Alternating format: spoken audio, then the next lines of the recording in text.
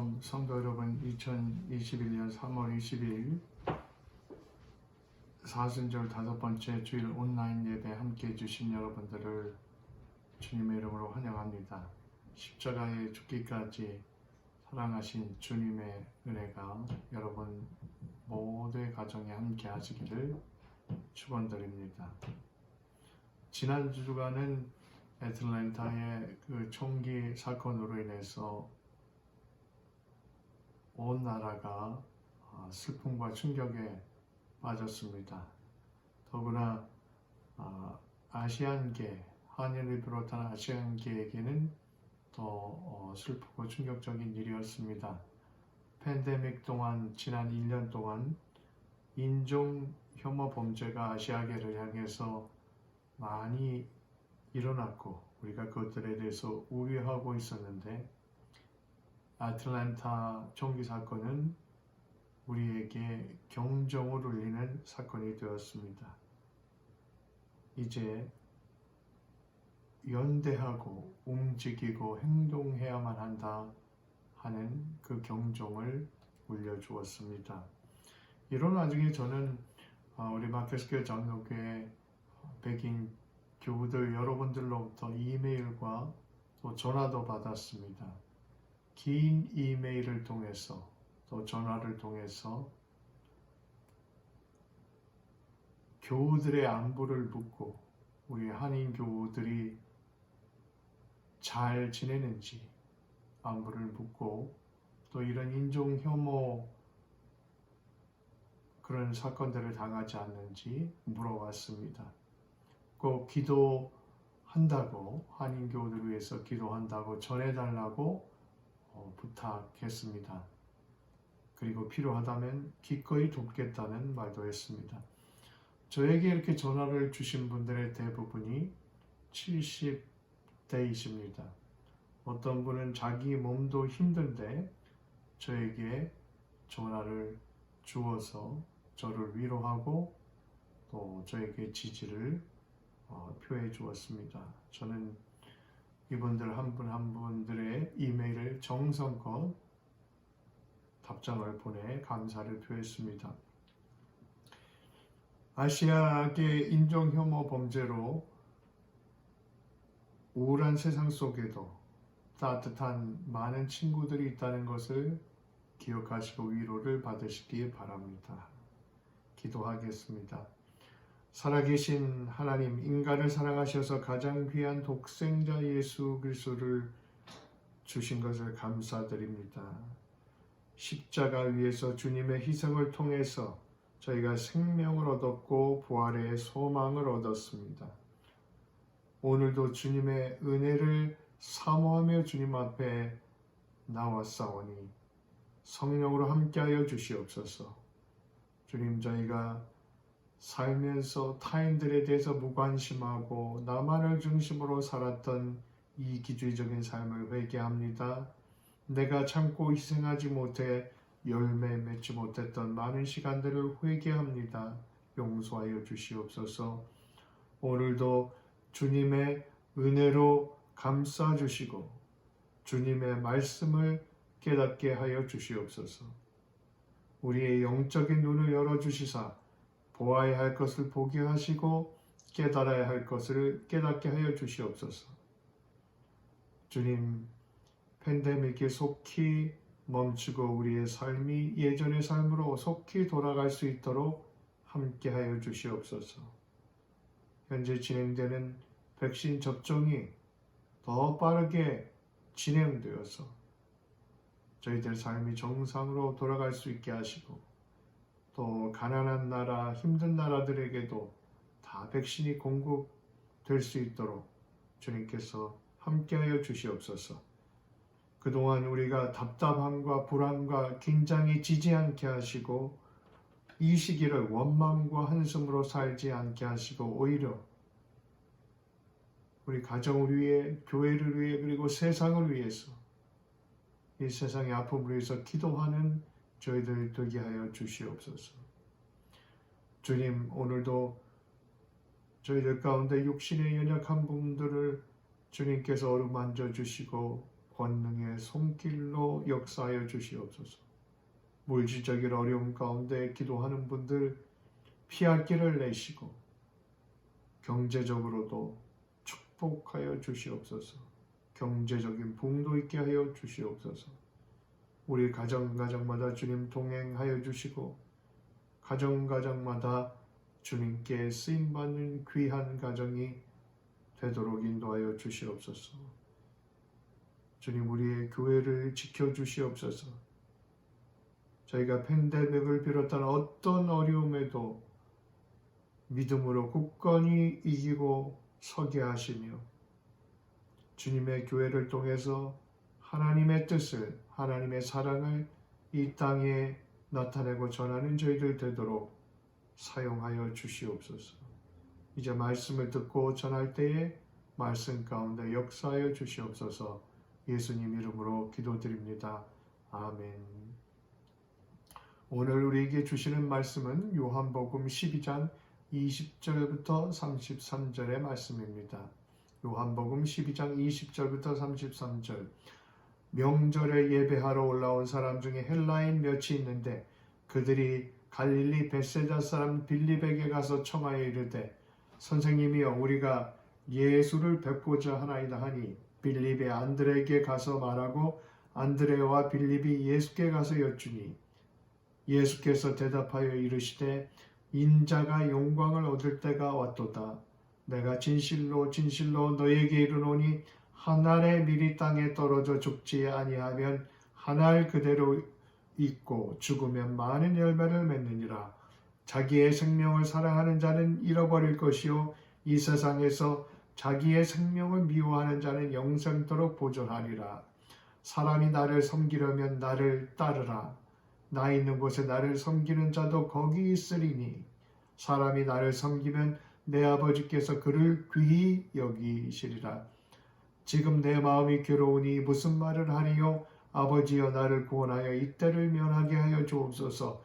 그러나 내가 이를 위하여 이때에 왔나이다. 아버지여 아버지의 이름을 영광스럽게 하옵소서 하시니 이에 하늘에서 소리가 나서 이르되 내가 이미 영광스럽게 하였고 또다시 영광스럽게 하리라 하시니 곁에 서서 들은 무리는 천둥이 울었다 하며 또 어떤 천사들은 천사가 그에게 말할떠거더 하니 예수께서 대답하여 이르시되 이 소리가 난 것은 나를 위하여 한 것이 아니요 너희를 위한 것이니라.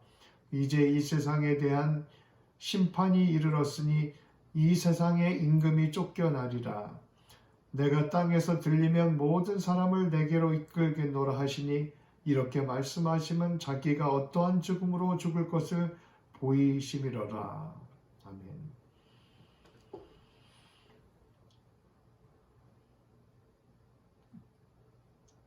지난 며칠 전에 일어난 애틀랜타의 마사지 팔러에서 일어난 총기 사건은 미국 사회에 엄청난 충격을 주었습니다. 21살짜리 백인 청년이 세 군데의 마사지 팔러를 찾아가서 총기를 발사했습니다. 8명의 사망자가 나오고 그 중에 6명은 아시안계이고 그 중에 4명은 한인입니다. 그중 한 명은 고등학생 2아들을 둔 싱글맘입니다. 총기로 안타깝게 돌아가신 김현정 씨는 한국에서 교사로 일했는데 미국에 와서 혼자 자식들을 키우느라 마사지 팔라에서 일을 했습니다. 그러다 총을 맞아 생명을 잃었습니다. 인터넷에 보면 수많은 사람들이 이분 가정을 위한 모금 사이트에 와서 도네이션을 하고 있습니다. 팬데믹 이후 지난 1년간 아시안들을 향한 인종범죄가 많이 일어났는데 1년 동안 거의 3,800건이 일어났습니다. 하루 평균 11건입니다. 그러나 실제 피해는 이보다 훨씬 많을 것이라는 것에 사람들은 동의합니다. 왜냐하면 한인을 비롯한 아시안계가 피해를 신고를 잘 안 하는 경향이 있기 때문입니다. 아시아인을 향한 혐오 범죄가 우려할 만한 수준에 이르렀다는데 공감이 있습니다. 지난 며칠간 미국의 언론들은, 주요 언론들이 이 문제를 탑 헤드라인으로 삼았습니다. 그리고 이번 애틀랜타 사건에 대해 대통령으로부터 국회의원들 비롯한 많은 정치가들이 목소리를 내기 시작하고 있습니다. 그저께는 대통령과 부통령이 애틀랜타에 가서 아시아계 지도자들과 대화의 시간을 가졌습니다. 교계에서는 교계 지도자들이 지지와 연대의 성명을 발표하고 있고 에이시안 커뮤니티를 위해서 함께 기도하고 있습니다. 이번 총기 사건의 범죄자는 21세의 청년인데 더 충격적인 것은 그가 남침내 교회의 교인이고 2018년까지 학생사역의 팀 멤버로 열심히 활동하던 청년이라는 사실입니다. 그리고 그의 집안 자체가 그 교회에 열심 있는 멤버였습니다. 이 청년의 부친이 목회자이거나 과거에 목회자였다는 그런 뉴스도 읽어보았습니다. 이와 같은 총기 살인이나 인종 혐오 범죄의 바탕에는 생명을 경시하는 사상이 들어 있습니다. 하나님이 창조한 생명의 귀중함을 조금이라도 깨닫는다면 타인에 대한 이런 끔찍한 악한 일을 할 수 없을 것입니다. 이 청년은 교회 생활에 열심이었지만 사실 아무것도 깨달은 바가 없다고 봐야 할 것입니다. 오히려 교회 속에서 이런 괴물이 키워졌다는 데 대해 많은 생각과 고민과 기도가 필요한 것 같습니다. 주님께서는 세상에 무엇보다 생명을 귀하게 여기셨습니다. 이 세상의 생명은 누구나 하나님 앞에 귀합니다.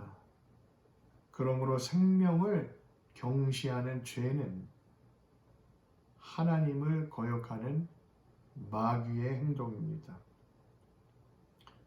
오늘 본문에 보면 주님께서 자신의 하나님의 미랄이 되신다고 말씀하십니다. 생명을 사랑하셔서 인간에게 참다운 생명의 길을 열어주시기 위해서입니다. 영원히 사는 길을 열어주시기 위해서 하나님의 미랄이 되겠다고 말씀하십니다. 오늘 본문은 예루살렘에 예수님을 찾아온 헬라인들 이야기로부터 시작됩니다. 헬라인은 헬라어 즉 그리스어를 사용하는 사람들입니다. 그 지역에서 온 사람들인데 이 사람들이 유대인들의 후손인 디아스포라인지 그냥 이방인인지는 알 수 없습니다. 이들은 유대교 명절인 유월절을 맞아 예배드리기 온 사람입니다. 그런 걸 보면 아마 유대교로 개종한 사람들이었던 것 같습니다. 요한이 특별히 이 시점에서 헬라인이 찾아온 이야기를 기록했습니다. 그것은 예수님께서 이방인의 구원도 소중하게 생각하고 계셨음을 보여주고자 함입니다. 그리고 이제 이방인들도 점점 예수님께 나오고 있음을 증언하고 있는 것입니다. 이들 이방인이 찾아왔다는 것은 예수님 사역에도 커다란 변화가 있다는 것을 암시합니다. 이방인이 예수님께 나오면서 새로운 단계로 예수님 사역이 넘어가고 있다는 것을 보여줍니다. 벵겔이라는 신학자는 이 점에 대해서 하나님의 나라가 유대인에게서 이방인에게로 넘어가는 전주곡이다 라고 말을 했습니다. 서서히 이방인들이 하나님 나라에 들어오고 하나님 나라에 대해서 참여하기 시작했던 것입니다. 당시 예수님은 온 예루살렘과 유대에서 가장 센세이션한 분이셨습니다. 수많은 사람들의 병을 고쳐주고 귀신을 쫓아내셨습니다. 오병이어의 기적을 일으키셨습니다. 수많은 유대인들이 열광하며 예수님을 따랐습니다. 그런 중에 멀리서 온 이 헬라 사람들까지 예수님을 만나고 싶어 합니다. 예수님을 가까이서 뵙고 예수님의 말씀을 듣고 싶었나 봅니다. 이들은 예수님의 제자 빌립에게 예수님을 만나게 해달라고 합니다. 빌립은 안드레에게 이야기를 합니다. 그래서 빌립과 안드레가 예수님께 가서 이 헬라인의 요청에 대해서 이야기를 합니다. 당시 성전에서는 종교 지도자들이 면밀하게 감시를 붙여서 예수님의 모든 움직임을 관찰했습니다. 이런 상황에서 헬라인들을 예수님께 소개한다는 것은 오히려 예수님을 위험에 처하게 할 수 있을지도 모릅니다. 그러나 빌립과 안드레는 이들의 요청에 대해서 예수님께 말씀을 드렸습니다. 그런데 이 시점에 예수님의 말씀이 아주 의외입니다. 빌립과 안드레의 말을 듣고 예수님께서 이런 말씀을 하십니다. 23절 인자가 영광을 얻을 때가 왔도다. 인자가 영광을 얻을 때가 왔도다.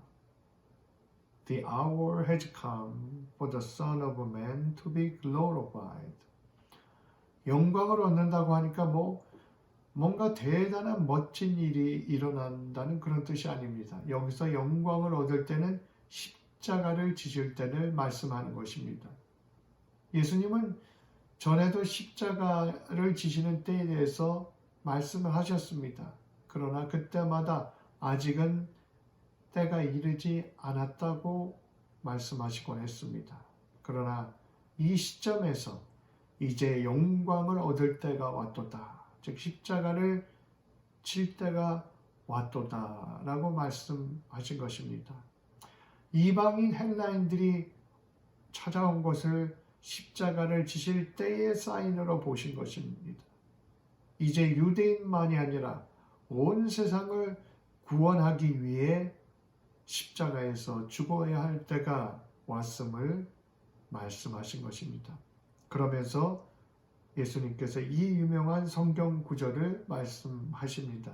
24절 내가 진실로 진실로 너에게 이르노니 한 알의 밀이 땅에 떨어져 죽지 아니하면 한 알 그대로 있고 죽으면 많은 열매를 맺느니라.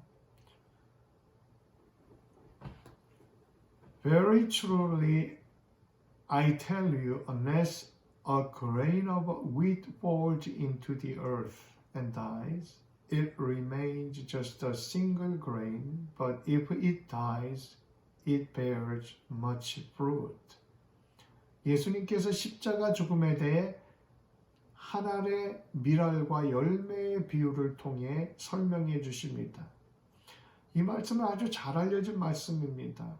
한 알의 밀의 희생이 많은 열매를 맺는다는 말씀입니다. 그래서 기독교인들 뿐만 아니라 안 믿는 사람들도 이 구절을 많이 인용합니다. 희생이 있어야 열매가 있다는 진리를 말하기 위해서입니다. 한 알의 밀이 땅에 떨어져 죽어야 많은 열매를 맺는다. 주님의 말씀의 뜻은 아주 명확합니다. 하나의 밀이 열매를 생산하려면 반드시 땅에 떨어져 묻혀서 썩어 죽어야 합니다. 마찬가지로 주님께서 세상을 위한 생명의 수확을 거두기 위해서는 자신을 죽음에 내어주셔야만 한다는 말씀입니다. 바로 십자가를 지셔야만 하는 이유가 생명을 구원하는 열매를 맺기 위함이란 말씀입니다. 열매란 말은 나무의 식물의 열매를 말하기도 하고 또 우리가 사람의 자손들을 열매라고 부르기도 합니다. 예수님 십자가 죽음을 통해 많은 사람들이 구원을 받고 믿음의 자손이 될 것입니다. 그리고 그들이 그리스도 안에 하나가 될 것입니다.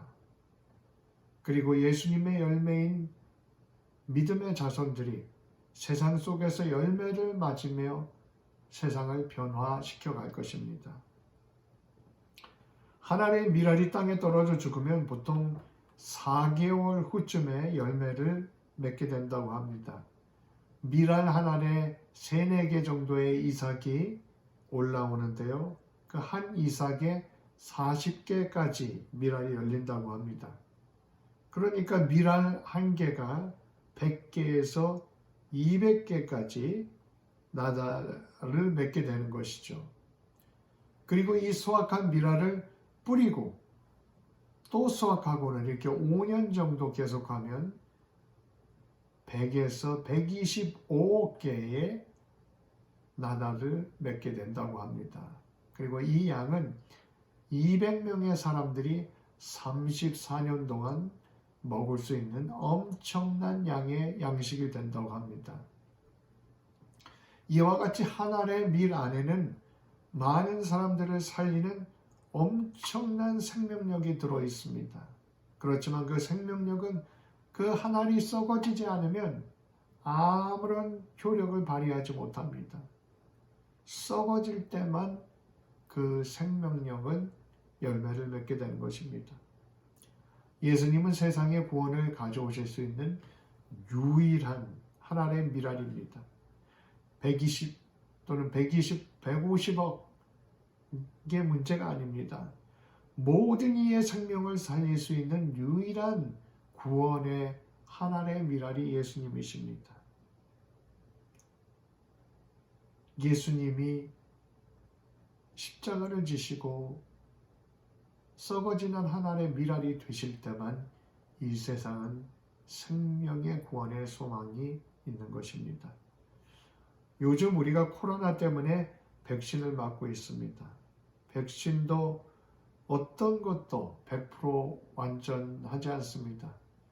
95%, 94% 얘기하는데 이것도 굉장한 효과이고 또 이 백신들을 만드는데도 몇 개월이 걸렸습니다. 그리고 생산하고 나눠주고 접종하는데도 시간이 많이 걸립니다.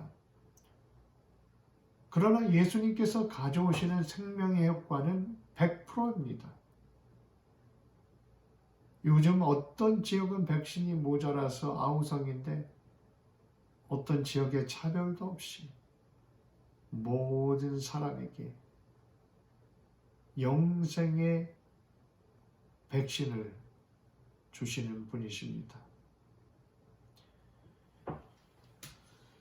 이 유일한 구원의 밀알이신 예수님께서 땅에 썩어져 죽는 밀알처럼 십자가에 돌아가실 때만이 이 생명의 구원의 위대한 역사가 나타나는 것입니다. 그랬기에 예수님께서 한 알의 밀알이 되어서 썩어지는 씨가 되셨습니다. 십자가의 죽음을 통해서 썩어지는 한 알의 밀알이 되셨습니다. 그래서 32절에 보면 내가 땅에서 들리면 모든 사람을 내게로 이끌겠노라 말씀하셨습니다. 땅에서 들린다는 말씀은 십자가에 매달린다는 그런 말씀입니다. 그래야만 모든 사람들이 생명을 얻게 되기 때문입니다. 예수님께서 십자가를 지시는 그 일만이 영생을 제공하는 하나님의 유일한 100%의 백신입니다. 그래서 바울은 십자가가 하나님의 지혜요, 하나님의 능력이라고 말씀했습니다. 예수님은 수많은 병자를 고치시고 귀신을 쫓아내셨습니다. 그러나 이런 역사를 넘어서 진짜 생명, 영원한 생명을 얻기를 원하셨습니다. 그래서 요한복음 6장에 보면 예수님 자신을 생명을 주는 생명의 떡, Bread of Life 라고 말씀하셨습니다. 예수님께서 내가 곧 생명의 떡이니 내게 오는 자는 결코 줄이지 아니할 것이요 나를 믿는 자는 결코 영원히 목마르지 아니하리라 말씀하셨습니다. 또 나는 하늘로부터 내려온 산떡이니 사람이 이 떡을 먹으면 영생할 것이요 나의 줄 떡은 곧 세상의 생명을 위한 내 살이로다 말씀하셨습니다. 이렇게 말씀하고 나니까 유대인들이 그 말을 듣고 난리가 났습니다. 아니 어떻게 이 사람이 자기 살을 띄어서 우리에게 주어서 먹게 하겠느냐 다툼이 났습니다. 그러자 예수님께서 이렇게 말씀하십니다. 내가 진실로 진실로 너에게 이르노니 인자의 살을 먹지 아니하고 인자의 즉 예수님의 피를 마시지 아니하면 너희 속에 생명이 없느니라. 내 살을 먹고 내 피를 마시는 자는 영생을 가졌고 마지막 날에 내가 그를 다시 살리리니 내 살은 참된 양식이요 내 피는 참된 음료로다. 내 살을 먹고 내 피를 마시는 자는 내 안에 거하고 나도 그 안에 거하나니 살아계신 아버지께서 나를 보내심에 내가 아버지로 인하여 사는 것 같이 나를 먹는 그 사람도 나로 인하여 살리라 말씀하셨습니다. 십자가 위에서 우리를 위해서 돌아가심으로 주님은 우리를 위한 생명의 떡이 되셨고 우리를 위한 생명의 피가 되셨습니다. 그리고 우리에게 부활의 소망을 주셨습니다. 그런데 이렇게 십자가를 지시는 일은 주님께서 그냥 아무 갈등 없이 편하게만 그 길을 가신 것이 결코 아닙니다. 27절에 보면 지금 내 마음이 괴로우니 무슨 말을 하리요 아버지여 나를 구원하여 이 때를 면하게 하여 주시옵소서 이렇게 기도하셨습니다. 주님께서도 마음이 괴로우셨습니다. 하나님이시지만 인간의 몸을 입고 오신 분이십니다. 그렇게 인간과 똑같은 고통을 느끼셨고 인간의 감정을 가지셨습니다. 십자가를 지시는 일은 참으로 끔찍하고 고통스러운 길입니다. 종교 지도자들에게 잡혀가고 고문을 당하고 침뱉음을 당하고 모욕을 당할 것입니다. 그리고 십자가를 지고 골고다 언덕으로 올라갈 것입니다. 그리고 손과 발에 못 박혀 피 흘려 죽게 될 때까지 매달리게 될 것입니다. 그러니 말할 수 없는 괴로움이 주님 마음에 있으셨습니다. 요한은 예수님의 이러한 괴로움을 감추지 않고 그대로 우리에게 증언하고 있습니다. 예수님은 신이면서도 인간의 몸을 입고 오셨습니다. 그랬기에 똑같은 고통을 느끼셨습니다. 그래서 예수님에게는 두 가지 마음이 섞여 있었던 것 같습니다. 십자가를 지는 일에 대한 그 갈등과 또 하나님의 뜻을 쫓고자 하는 순종하는 마음, 두 마음입니다. 벤겔이라는 신학자는 이러한 예수님의 상황에 대해서 죽음에 대한 공포와 복종하려는 열심이 많았다 이렇게 표현합니다.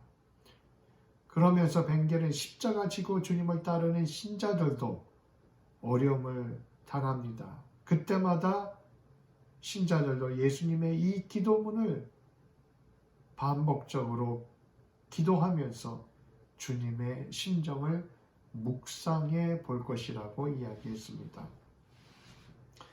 이 괴로움 속에 기도하면서 주님은 이렇게 기도하십니다. 그러나 내가 이를 위하여 이때에 왔습니다. 아버지여, 아버지의 이름을 영광스럽게 하옵소서. 아버지의 이름을 영광스럽게 하옵소서.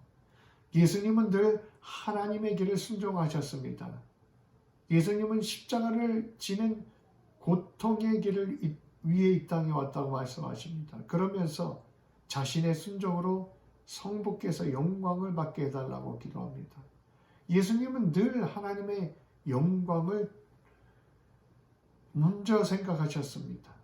우리 믿는 사람들도 하나님께 영광 돌리는 삶을 늘 선택해야 합니다. 편한 길을 선택하는 게 우선이 아닙니다. 나한테 당장 이익이 되는 길을 선택하는 게 우선이 아닙니다. 쉽든 어렵든 편하든 힘들든 하나님의 영광이 기준이 되어야 합니다. 그러면 그러한 선택은 반드시 우리를 승리의 길로 이끌어 줄 것입니다. 그러한 길을 주님께서 귀히 보시고 축복하시기 때문입니다.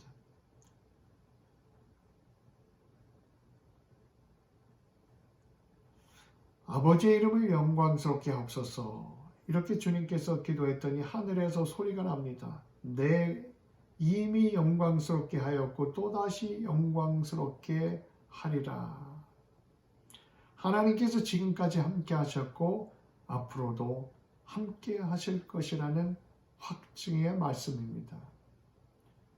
옆에서 이 소리를 들은 사람들은 어떤 이들은 천둥이 울렸다고 말하고 어떤 이들은 천사가 예수님께 말했다고 하기도 했습니다. 그러자 예수님은 이들에게 이 소리가 나를 위해서 난 것이 아니고 너희들을 위해서 난 것이다 라고 말씀하십니다. 그러면서 이제 이 세상에 대한 심판이 이르렀으니 이 세상의 임금이 쫓겨가리라 말씀하셨습니다. 이 세상의 임금은 사단 마귀를 말씀하시는 것입니다. 쫓겨난다는 말은 직역하면 던져진다는 말입니다. 그러므로 예수님께서 십자가에 하나의 미랄이 되어서 돌아가심으로 인해서 마귀는 던져주게 된다는 것입니다. 더 이상 사람들은 죄의 권세와 죽음의 두려움으로 인해서 마귀의 노예가 되지 않게 되는 것입니다. 예수님께서는 하나의 미랄이 되실 것에 대해서 말씀하셨습니다. 그러면서 우리 믿는 사람들에 대해서도 비슷한 말씀을 하셨습니다. 25절에 자기의 생명을 사랑하는 자는 잃어버릴 것이요 자기의 생명을 미워하는 자는 영생토록 보존하리라. 사람이 나를 섬기려면 나를 따르라. 나 있는 곳에 나를 섬기는 자도 거기에 있으리니 사람이 나를 섬기면 아버지께서 그를 귀히 여기리라. Those who love their life lose it, and those who hate their life in this world will keep it for eternal life. Whoever serves me must follow me, and where I am, there will my servant be also. Whoever serves me, the Father will honor. 자기 생명을 미워하는 자는 영생하도록 보존하리라고 했습니다. 여기서 이 말은 육신의 생명을 가볍게 여기라는 말씀이 아닙니다. 육신을 학대해도 괜찮다는 말이 아닙니다. 자기 생명을 사랑하는 사람은 영적인 생명은 관심이 없고 육신의 삶만 사랑하는 사람들입니다. 먹고 마시고 돈 벌고 놀고 출세하고 하는 이 세상 것이 전부인 그런 사람들을 말합니다. 이런 사람들은 결국 생명을 잃게 된다고 말씀합니다. 어차피 누구나 이 세상에서 한번 육신의 생명은 끝납니다. 이렇게 사는 사람들은 육신의 생명도 끝나고 영원한 생명도 얻지 못하게 되는 것입니다. 자기 생명을 미워하는 사람은 영생을 얻는다고 말씀하십니다. 이 말씀은 영생을 위해서라면 육신의 생명을 움켜쥐는 것조차도 포기할 수 있어야 한다는 말씀입니다. 그 정도로 영생을 정말 귀중히 여기고 사모하며 살아야 한다는 것입니다. 주님께서는 사람이 나를 섬기려면 나를 따라야 한다고 말씀하셨습니다. 그리고 그런 사람들을 주님께서 귀하게 여기신다고 하셨습니다. 주님을 믿고 섬긴다고 하면 당연히 주님의 길을 따라가는 사람이 되어야 합니다. 말을 믿고 섬긴다고 하면서 주님의 길을 따라가지 않는 것은 참으로 섬기고 믿는 것이 아닙니다. 아브라함은 이런 삶의 모범을 보여주셨습니다. 하나님이 지시한 땅으로 가기 위해 본토 친척 아비집을 떠나 순례의 길을 갔습니다. 편한 삶을 버리고 고난의 길을 믿음으로 걸어갔습니다. 또한 사랑하는 독자 이삭을 드리라는 말씀에 조차 순종했습니다. 아브라함의 믿음의 여정은 결코 평탄하거나 쉽지 않았습니다. 그러나 아브라함은 믿음으로 늘 과감하게 포기하고 주님의 길을 순종하며 따라갔습니다. 주님을 섬기며 주님을 따라갔을 때 하나님께서는 아브라함의 삶을 축복해 주셨습니다. 우리도 주님을 삶으로 따라감으로 인해서 주님께 귀하게 인정받고 축복받는 삶을 다 누릴 수 있는 우리들이 될 수 있기 바랍니다. 주님께서는 인류 구원을 위한 썩어지는 한 알의 밀알이 되셨습니다. 우리도 한 알의 썩어지는 밀알처럼 살 때 그때만 우리가 열매를 맺을 수가 있습니다. 우리가 썩어지는 밀알이 될 때 우리가 영적으로 살아나게 됩니다. 그때만 영적인 열매를 맺을 수 있습니다. 한 알의 썩어지는 밀알이 될 때 사랑의 열매를 맺을 수 있습니다. 생명의 열매를 맺을 수 있습니다.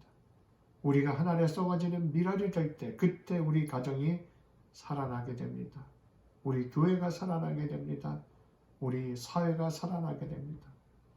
이 세상에 많은 문제가 있는데 어쩌면 이 세상의 많은 문제는 우리 믿는 사람들이 썩어지는 밀알의 역할을 감당하지 않았기 때문에 많은 문제들이 생겨났을지 모릅니다. 어차피 우리 인생은 하나의 밀알처럼 일회적입니다. 하나의 밀이 아무리 멋있고 윤이라도 땅에 떨어져 죽지 않으면 그냥 그렇게 머물다가 사라지는 것입니다. 아무런 열매를 맺지 못합니다. 혼자 썩어버리고 맙니다. 이 땅에 열매 맺는 인생이 되도록 부르셨는데 열매 하나 없는 인생이 되고 맙니다.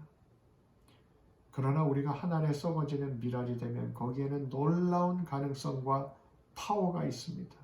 밀알 하나에서 수백 개, 몇 년 후에는 수억 개의 알곡이 맺혀지게 됩니다. 썩어지는 한 알의 밀알과 같은 사람이 있는 곳에는 엄청난 영적인 열매, 생명의 열매가 맺혀지게 됩니다. 한 알에 썩어지는 밀알은 희생의 밀알입니다. 그러므로 나만 생각하는 마음은 결코 한 알에 썩어지는 밀알의 의미를 이해할 수가 없습니다.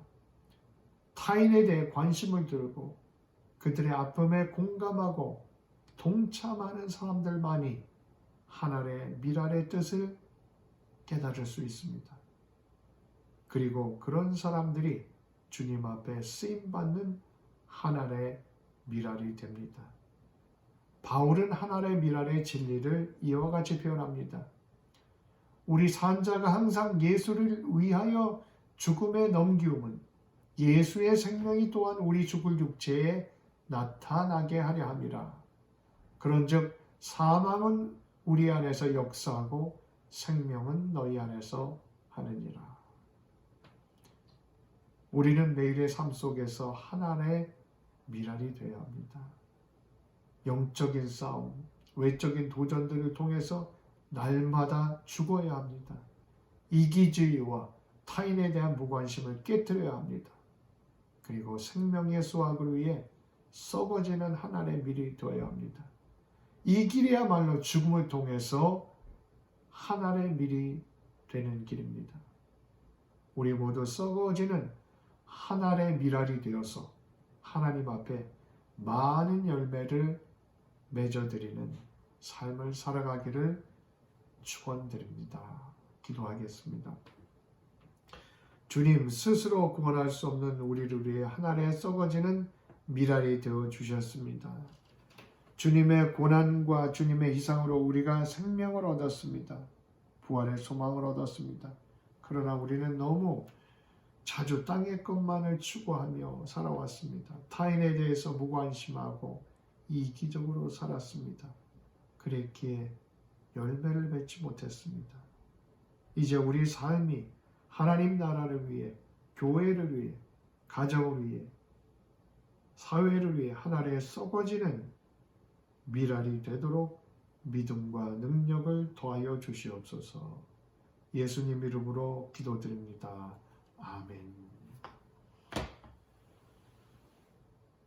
이제는 우리 주 예수 그리스도의 은혜와 성모 하나님의 무한하신 사랑과 성령의 교통하심이 마켓스퀘어 장로교의 모든 교들과 가정 위에 그리고 온라인으로 함께 예배드리는 모든 분들 위에 영원토록 함께 계시기를 축원드립니다. 아멘.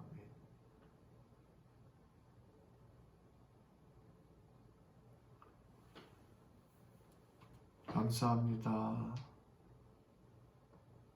주님 안에 평안하시고 승리하십시오. 감사합니다.